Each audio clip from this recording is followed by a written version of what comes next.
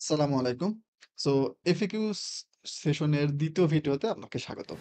ভাই আমি English vocabulary কিভাবে মুখস্থ করব ফ্রিল্যান্সিং কাজের জন্য এবং আমি যদি ইংলিশ ভিডিও দেখি মিনিং বুঝবো কিভাবে? ভাই বাংলা অর্থের। ভাই সোশ্যাল মিডিয়া থেকে কিভাবে দূরে থাকেন? আমি চেষ্টা করেও পারি না। যারা Google এ শিখেছি এখন আমাদের নেক্সট পদক্ষেপ কি হওয়া উচিত? আমরা কিভাবে মার্কেটের বাইরে ক্লায়েন্ট পেতে পারি? এবং পার্সোনাল ব্র্যান্ডিং সম্পর্কে যদি একটু ধারণা দিতেন, কি করা উচিত? কিভাবে সময় কোথায় দেওয়া উচিত? কত সময় দেওয়া উচিত? আপনি এটার উত্তর পেয়ে যাবেন যে ভাই ঘুমটাকে কিভাবে কন্ট্রোল করব। That's it. ভাই একটা স্টেপ বাই স্টেপ গাইডলাইন চাই যে এই কাজগুলো শিখলে লেগে থাকলে ইনশাআল্লাহ টুডে অর টুমরো কাজ পাবোই পাবো। শেষ পর্যন্ত আপনি ভিডিওটা দেখছেন, তার মানে আপনি একজন অ্যাকশন টেকার।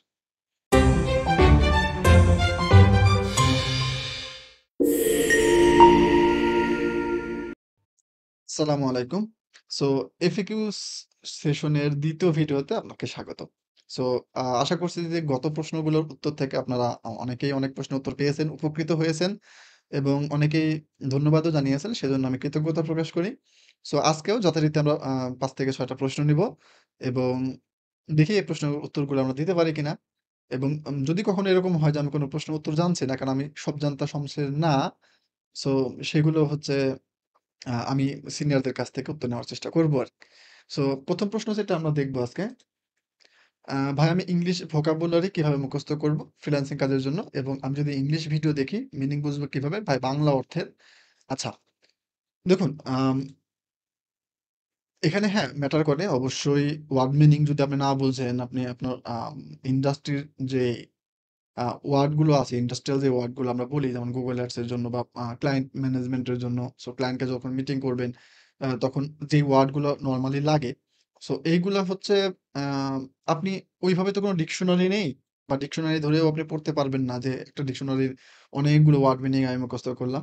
আর ওইভাবে হয়ও না। আমরা যদি চেষ্টা করিও যে একটা ডিকশনারি পুরোটা মুখস্থ করে ফেলবো, এটা আসলে সম্ভবও না। সো আমি যেটা করি, এখন পর্যন্ত করি সেটা হচ্ছে যে আমি যে ইন্ডাস্ট্রি নিয়ে কাজ করি সেই ইন্ডাস্ট্রির যে ব্লগ আছে বা আর্টিকেল আছে এগুলো আমি প্রচুর পড়ার চেষ্টা করি। সো এতে কি হয়? আমি যদি কোনো একটা নতুন শব্দ পাই, আম সেই নতুন শব্দটার অর্থ কি? আমি এটাকে ChatGPT কে জিজ্ঞাসা করে ওটা একটা নোট ডাউন করে রাখি।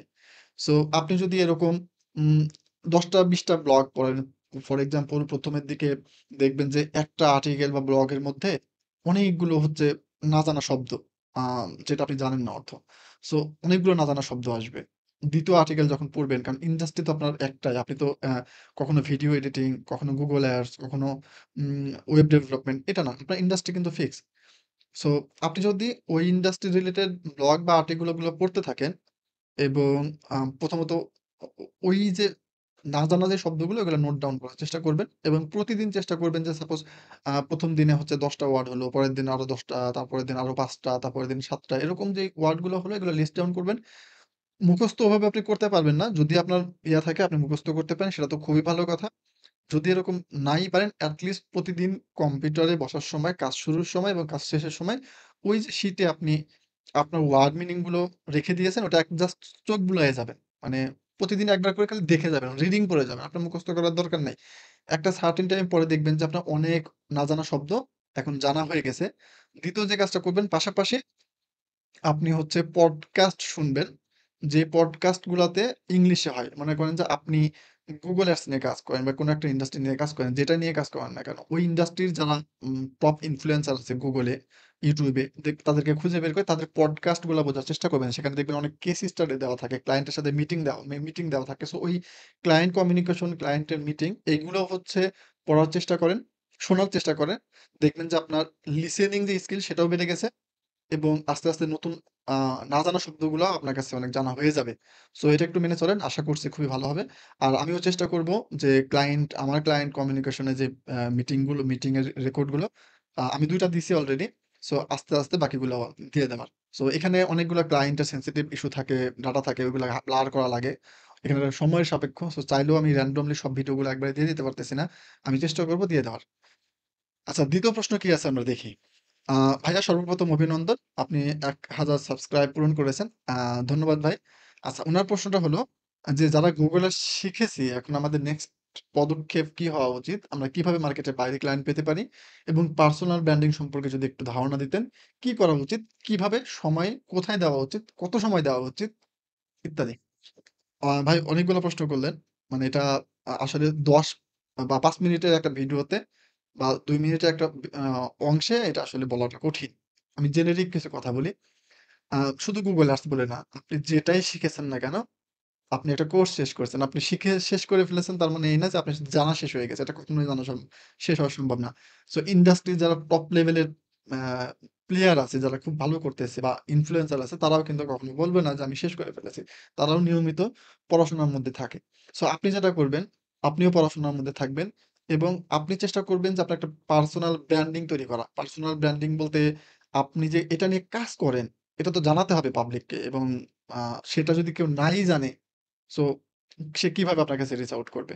তাই না? ফর এক্সাম্পল আপনি যদি আমাকে না চিনতেন, আমি কে? আমি আমি কোথা থেকে এসেছি? আমি কি করি? আমি কোথা থেকে উঠে এসেছি? তাহলে কিন্তু আপনি আমার ভিডিওগুলাও দেখতেন না, আমার চ্যানেলটা সাবস্ক্রাইব করতেন না, আমাকে ফলো করতেন না বা কেউ করত না স্বাভাবিকভাবেই। সো এটা আপনাকে এট লিস্ট পাবলিকলি জানাতে হবে। নিজের ঢোলটা নিজে পিটাতে হবে যে, "না, আমি এই কাজটা করি। তোমাদের যদি কখনো সার্ভিস লাগে এটা আসো।" আর পার্সোনাল ব্র্যান্ডিং এর জন্য সবচাইতে ইফেক্টিভ যে প্ল্যাটফর্ম আমি মনে করি সেটা হচ্ছে যে LinkedIn। LinkedIn টাকে ভালোভাবে ইউজ করার চেষ্টা করেন। LinkedIn এ নিয়মিত হচ্ছে কনটেন্ট দেওয়ার চেষ্টা করেন। আমার মতো অনিয়মিত হয়ে গেলে কিন্তু সমস্যা। আমি আসলে নিয়মিত ভিডিও দিতে পারি না বা কনটেন্ট দিতে পারি না। কারণ একটু চাপের মধ্যে থাকি অনেক সময়। সো চেষ্টা করেন এট লিস্ট প্রতিদিনে যদি একটা করে নাও পারেন, ১ দিন বা ২ দিন পরে হলেও আ প্রতি এ এ ২ দিন পরে হলেও একটা করে কনটেন্ট দেওয়ার চেষ্টা করেন। এটা অডিও হতে পারে, ভিডিও হতে পারে, ইমেজ হতে পারে, যেকোনো কিছু হতে পারে।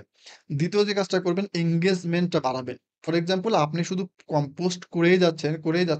কিন্তু আপনার পোস্টটা কারো কাছে পৌঁছালো না। সো ওই পোস্টে আসলে কোনো ভ্যালু নাই। সো পৌঁছাতে হলে কি করতে হবে? আপনার যে টার্গেটেড আ আ অডিয়েন্স আছে তাদেরকে এনগেজমেন্ট করতে হবে, কমেন্ট করতে হবে, লাইক করতে হবে যাতে তারা বুঝে। একটা পর্যায়ে গিয়ে ও ঠিক আছে এ আমার পোস্টে প্রতিদিন কমেন্ট করে, লাইক করে। আচ্ছা দেখি তো ছেলেটা কে? তখন এসে দেখবে যে না আপনি Google Ads নিয়ে কাজ করেন বা আপনি ওয়েব ডেভেলপমেন্ট নিয়ে কাজ করেন। ও আচ্ছা সে তো Google Ads নিয়ে কাজ করে, আমার তো এটা লাগবে। সো আপনাকে আম হায়ার করার একটা অপরচুনিটি থেকে সে নিজেই আপনাকে নক দিবে। এটা নিয়ে আমি বিস্তারিত ভিডিও নিয়ে আসার চেষ্টা করব ইনশাআল্লাহ।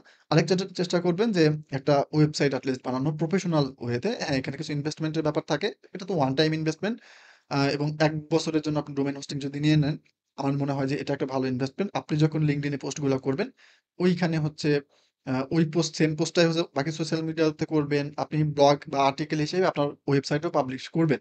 এখানে সিটিএ বাটন দিয়ে হচ্ছে আপনি আম একটা লিড ফর্ম দিয়ে দিতে পারেন। আপনার ক্যালেন্ডলি ফর্ম দিয়ে দিতে পারেন। সো যাদের ইন্টারেস্টেড হবে সেটা ইয়ে রাখবে। তবে মনে রাখতে হবে পার্সোনাল ব্র্যান্ডিং হচ্ছে একটা লং টাইম প্রসেস। এইখানে আপনাকে লেগে থাকতে হবে। এটা মানে রাতারাতি এখান থেকে কোনো কিছু করা সম্ভব না। সো এখানে এট লিস্ট আপনাকে ১ টা বছর সময় দিতে হবে বা ৬ মাস আমি বলি সবসময় এট লিস্ট ৬ মাস সময় দিতে হবে আপনাকে পার্সোনাল ব্র্যান্ডিং এর পিছনে। সো পার্সোনাল ব্র্যান্ডিং আমরা আরো কোন ওয়েতে করতে পারি আমি চেষ্টা করব এটা নিয়ে ভিডিও আনার। আমি কথা দিতে পারতেছি না কবে আসবে এই উইকে বা সামনে। তবে হুট করে দেখবেন চলে আসছে ইনশাআল্লাহ। আচ্ছা আরেকটা প্রশ্ন দেখি। ভাই একটা স্টেপ বাই স্টেপ গাইডলাইন চাই যে এই কাজগুলো শিখলে লেগে থাকলে ইনশাআল্লাহ টুডে অর টুমরো কাজ পাবোই পাবো। মানে উনি মানে এরকম একটা গাইডলাইনস আছে যে কাজ পাবোই পাবো। দেখুন, আম আপনাকে বের করতে হবে যে আসলে কোন কাজগুলোর এখন চাহিদা কেমন। অনেকে বলে Google Ads এর চাহিদা কমে যাচ্ছে, আ ট্যাগ ইয়ার চাহিদা কমে যাচ্ছে। সো কমে যাচ্ছে চাহিদা এটা আমি বলব না। চাহিদা ঠিকই বাড়ছে। কিছু কাজ এআই দিয়ে রিপ্লেসমেন্ট হচ্ছে। সো এইটা আপনি একটু খুঁজে বের করার চেষ্টা করবেন যে কোন কাজটা এখন ট্রেন্ডিং এ আছে। এখন ট্রেন্ডিং এ না, আপনি আগামী আগামী কয়েক বছর এটা খুব ভালো ডিমান্ডে থাকবে আরকি। আমার মনে হয় না যে পেইড মার্কেটিং গুলো এত দ্রুতই এআই দিয়ে রিপ্লেস হতে পারে। হ্যাঁ, তারা এড রান করতে পারে। তবে ডাটা থেকে ডিসিশন নেওয়া এটা এতটাও সহজ না। যেটা হিউম্যান নিতে পারবে ডাটা থেকে ডিসিশন নেওয়াটা। সো পেইড অ্যাড মার্কেটিং হতে পারে। ভিডিও এডিটিং এর আম স্কিলটাও কিন্তু ভালো। সো অনেকে বলতে পারে ভাই এআই দিয়ে রিপ্লেস করবে। এআই দিয়ে ভাই এত সহজে রিপ্লেস হবে না ভিডিও এডিটিংও। এবং যেহেতু আম আমাদের ইন্ডাস্ট্রিতে বা আমরা যদি দেখি আমাদের কনটেন্ট ক্রিয়েটরের সংখ্যা এখন অনেক বাড়ছে। সাপোজ আমি চেষ্টা করতেছি কিছু কনটেন্ট দেওয়ার। আমার আমার টাকা নাই। আমি হয়তো ভিডিও এডিটর হায়ার করছি না। তবে আমি তো একটা সার্টেন টাইম পরে গিয়ে আমি হায়ার করতেও পারি। সো এই হচ্ছে বিষয়। এটা আপনাকে রিসার্চ করে বের করতে হবে। আর টুডে অর টুমরো আর্নিং হবে আপনি যেকোনো একটা স্কিল, একটা ভালো মানের ডিমান্ডফুল স্কিল যদি আপনার থাকে এবং আপনি যদি লেগে থাকেন, আমার মনে হয় টুডে অর টুমরো ইনশাআল্লাহ আর্নিং হবেই হবে। শুধু লেগে থাকতে হবে তাহলে আপনি পারবেন। আচ্ছা, আরেকটা প্রশ্ন নিব। দেখি। ভাই সোশ্যাল মিডিয়া থেকে কিভাবে দূরে থাকেন? আমি চেষ্টা করেও পারি না। আচ্ছা, এটা হচ্ছে আম সবচাইতে কঠিন কাজের মধ্যে অন্যতম একটা কাজ ভাই। সোশ্যাল মিডিয়া গুলো থেকে কিভাবে দূরে থাকেন? মানে আমি যদি আমাকে দিয়ে উদাহরণ দিয়ে বলতে পারি চাই, আমার লাইফে যদি বলেন যে কঠিন কাজগুলোর মধ্যে কোনটা অন্যতম, তার মধ্যে হচ্ছে এই সোশ্যাল মিডিয়া থেকে দূরে থাকাটা হচ্ছে অন্যতম। কারণ এইখানে হচ্ছে সোশ্যাল মিডিয়া গুলো বা ফেসবুক, ইনস্টাগ্রাম গুলো এতটা অ্যাট্রাকটিভ ওয়েতে তৈরি করা হয়েছে, যেটা হচ্ছে আমাদের হিউম্যান ব্রেইনকে নিয়ে বা তারা কনভার্ট করে ফেলেছে আরকি। সো একটা আমি যদি এরকম হয় যে সাপোজ আমার হাতে ফোন আছে, এই ফোনে আমি কাজ করতে হুট করে আমি দেখছি না। আমি মনে করেন অন্য একটা মনস্ক আছি। ফোন নিয়েছি, হাতে নিয়েছি, নিয়ে এভাবে করতে কখন যে আমি Facebook এ চলে গেছি, এটা আমি নিজেও বুঝতে পারি না। সো আম এটা থেকে দূরে থাকার যে ইয়াটা হচ্ছে, আপনার ভেতরে জেদ থাকতে হবে এবং এটা পাবলিকলি আমি বলি, পাবলিকলি কিন্তু এটা ডিসক্লোজ করতে হবে যে না, আপনি Facebook থেকে দূরে আছেন। আমি দেখবেন যে পাবলিকলি বলি, অ্যা আমি আমি 30 ডেইজ এর চ্যালেঞ্জ নিচ্ছি, 25 ডেইজ এর চ্যালেঞ্জ নিচ্ছি। এটা পাবলিকলি বলি, কারণ হচ্ছে যে ভাই আমারও কিছু হেটার্স আছে আরকি। সামহাউ তারা আমাকে পছন্দ করে না। আমি জানি না কেন। তবে আমার ভিতরে হয়তো কোনো খারাপ গুণ আছে, আমাকে তারা পছন্দ করে না। সো তারা কিন্তু অপেক্ষায় থাকে। "ওয়াহিদুর, তুমি বলেছিলে তুমি ফেসবুকে আসবে না। দেখি তুমি কবে আসো কি আসো না।" সো এই যে 30 ডেইজ এর মধ্যে যদি আমি চলে আসি, ওরা কমেন্টে অনেক ধুয়ে দিবে। "স্যার, আপনি তো বলেছিলেন আসবেন না। হুজুর, আপনি তো বলেছিলেন আসবেন না।" এই যে একটা ভয়, আমি যখন পাবলিকলি এটা ডিসক্লোজ করে দিব যে আমি ফেসবুকে আসবো না, আমার ভেতরে একটা ভয় কাজ করবে। যে আচ্ছা, আমি তো পাবলিকলি বলেছি যে আমি ফেসবুকে যাব না। এখন যদি আমি ফেসবুকে যাই, আমাকে সবাই তো তুলোধুনো করে ফেলবে। সো এইটাই হচ্ছে মেইন ফ্যাক্ট, যে আপনার ভিতরে জেদ থাকতে হবে। আর মনে রাখতে হবে যে আপনি ফেসবুকে গিয়ে হচ্ছে উম অনেক সময় নষ্ট করছেন বা আরেকজনের ইন্সপায়ারেশনাল বা মোটিভেশনাল ভিডিও দেখছেন, সেটা ওয়াহিদুর হোক, বাপ্পি হোক বা যেই হোক না কেন, ওই যে মোটিভেশনাল যেই ভিডিওগুলা দেখছেন, আমার মনে হয় যে মোটিভেশনাল ভিডিও হচ্ছে সবচাইতে বড় একটা স্ক্যাম। টু বি অনেস্ট, আপনি মোটিভেশনাল ভিডিও দেখে ২ দিন ৩ দিনের বেশি আপনার ভেতরে আপনি ওইটা ধরে রাখতে পারবেন না। সো মোটিভেশনাল যে স্পিকিং বা এগুলা যেটা দেখি না কেন, এটা আমার মনে হয় যে আমিও যদি বলি, এটা হচ্ছে টোটালি একটা স্ক্যাম। সো মোটিভেশনাল ভিডিও কখনোই আপনাকে আপনার গন্তব্যে পৌঁছায় দিবে না। একটা সার্টেন টাইমের জন্য হচ্ছে আপনাকে একটা বুস্টে রেখে দিবে। তবে একটা নির্দিষ্ট সময় পরে দেখবেন যে না, এটা আর ধরে রাখতে পারছেন না। সো এই জেদটা রাখতে হবে আপনার নিজের সাথে, এবং আপনি কেন এই কাজটা করতেছেন, কেন আপনার ফেসবুকে গেলে সময় নষ্ট হচ্ছে। কারণ এটা সময় নষ্ট হচ্ছে আপনি জানেন, তারপরেও আপনি যাচ্ছেন। তার মানে কি? আপনার টাইম সেন্সটা, টাইম ম্যানেজমেন্ট এর বিষয়গুলো আপনার ওইভাবে নাই। সো এই বিষয়গুলো একটু মাথায় রাখার চেষ্টা করেন। আশা করছি যে আপনি পারবেন এবং চ্যালেঞ্জ নেন। নিজের সাথে নিজের, নট উইথ আদার্স। সো নিজের সাথে নিজের চ্যালেঞ্জটা নেন। তাহলে দেখবেন যে সোশ্যাল মিডিয়া থেকে দূরে থাকা কঠিন হলেও অসম্ভব কিছু না। লাস্ট আরেকটা প্রশ্ন নেই। এটা হচ্ছে ওয়াহিদুর ভাই, রাত জেগে কাজ করতে পারি না। ১.৫ বছর ধরে রাত জেগে কাজ করছি। এর আগে ইউটিউব অ্যাডস আর থাম্বনেইল ডিজাইন নিয়ে কাজ করেছি। এখন স্কিল আপ এর গুগল অ্যাডস শিখতেছি। বিষয়টা হলো এখন রাত জাগতে পারি না। সব ভুলে যাই। অলসতা আসে অনেক। আপনার করা ভিডিওতে যদি রাত জাগা না জাগা বা কাজের রুটিন নিয়ে কিছু বক্তব্য রাখতেন, ভালো হতো। আমার এটা এখন বড় সমস্যা হয়ে দাঁড়িয়েছে। আচ্ছা, আ এইটা আসলে খুবই কঠিন উত্তর দেওয়া, কারণ এটা ম্যান টু ম্যান ভ্যারি করে। Every person to person vary করবে। আ তবে একটা কমন সিনারিও আপনাকে বলি। আ আপনি ফ্রিল্যান্সিং টা কেন শিখছেন? আ আপনি স্কিলটাকে ডেভেলপমেন্ট কেন করছেন? এইটাই হচ্ছে আ এই প্রশ্নের উত্তরটা যদি আপনি পেয়ে যান, আমার মনে হয় যে সব প্রশ্নের উত্তর আপনি এই এক জায়গা থেকে পেয়ে যাবেন। সো আমাদের উত্তর খুঁজতে হবে যে আমি কেন স্কিলটাকে ডেভেলপ করছি? আমি কেন ফ্রিল্যান্সিং জগতে আসলাম? আমার কেন রাত জাগা দরকার? দেখুন, পৃথিবীতে কোনো কিছুই আসলে পরিশ্রম ছাড়া আসে না। কোনো কিছুই না। সো সন্তান না কান্না করা পর্যন্ত তার মাও তার ছেলেকে বুকের দুধ দেয় না। কারণ সে বুঝেই না যে তার খাবার লাগবে। এখন আপনি একজন সফল ফ্রিল্যান্সার হবেন। আপনি একজন উম আপনার ফ্যামিলি মেম্বারের মধ্যে অন্যতম কেউ একজন হবেন, যে আপনার ফ্যামিলিকে ভালো রাখবেন। আপনার ওই কমিউনিটিতে একজন ভালো ভালো লাইক হয় না যে আমি নিজেকে খুব ভালোভাবে উপস্থাপন করতে সামহাউ যেকোনো কিছুই হোক না কেন, আপনি ফ্রিল্যান্সিংটাকে কেন বেছে নিচ্ছেন? আপনি আর্থিক স্বাধীনতা চান? না কেন? কি চান? এই যে উত্তরগুলা যদি আপনি বের করতে পারেন তাহলে রাত জাগা না জাগা নিয়ে আসলে আম কোন প্রশ্ন থাকতে পারে না। আমার যদি স্বপ্ন থাকে আমি ভালো কিছু করব। আমি একজন ফ্রিল্যান্সার হিসেবে নিজেকে প্রতিষ্ঠিত করব। আমার ফ্যামিলির আমি হাল ধরব। আমার ভিতরে যদি এই প্রশ্নটা থাকে মানে এই ইনার এর যে ভেতরের যেই ব্যাপারগুলো, আমার ভিতরে যদি এই ব্যাপারগুলো থাকে ভাই আমার কিভাবে ঘুম আসবে? কিভাবে আমার ঘুম আসবে আমাকে বলেন? আমার তো মনে হয় না যে আমি তো ঘুমাই হচ্ছে জোর করে যে যদি আমার ঘুম না আসে আমি শরীর খারাপ করবে। একটা সার্টেন টাইম পরে আমি অসুস্থ হয়ে পড়বো। আমার সবকিছু নষ্ট হয়ে যাবে। তার মানে আমাকে ঘুমাতে হবে। আমার যখন লার্নিং ফেজে ছিলাম বা এখনো যে ফেজটাতে আছি, মাঝে মাঝে এমনও মনে হয় যে যদি আমি না ঘুমিয়ে আমার শরীর যদি নষ্ট না হয়ে যাইত, আমার যদি শরীর খারাপ না করতো, অসুস্থ না হতাম, তাহলে এটলিস্ট ১ সপ্তাহ আমি ঘুমাইতামই না।